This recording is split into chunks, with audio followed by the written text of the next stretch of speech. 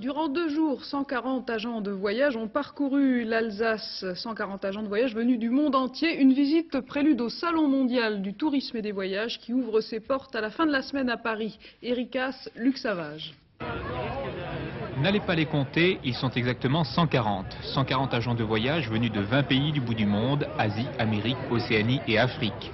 Après la Bourgogne l'an passé, ils ont été conviés par la direction du tourisme à découvrir l'Alsace dans le cadre d'une opération baptisée Rendez-vous France 1986. Strasbourg, Colmar et Mulhouse en 2 jours, avec en prime la route des vins, une visite menée au pas de charge pour ces tours opérateurs, globalement séduits par les multiples attraits de l'Alsace. C'est très différent des sites touristiques de l'Inde. Ici, c'est une région unique pour son architecture. La cathédrale que nous avons vue en est le meilleur exemple. Je crois que l'aspect historique de cette région est très intéressant, de même que l'aspect industriel, car c'est très différent de l'Australie.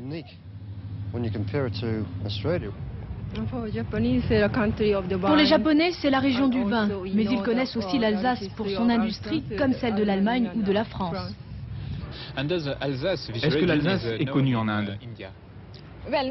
Pas vraiment, mais je m'y emploierai dès mon retour. Est-ce que l'on peut espérer voir bientôt ici les premiers touristes australiens? Oui, j'en suis sûr. Mes collègues et moi-même qui sommes ici allons inciter nos compatriotes à venir en Alsace et je suis sûr qu'ils en seront très heureux.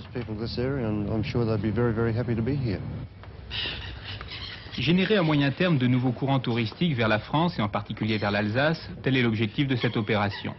Si le tourisme est aujourd'hui un des points forts de notre balance commerciale, il ne faut cependant pas négliger de lui offrir sans cesse de nouveaux débouchés, car là aussi, la concurrence est particulièrement rude.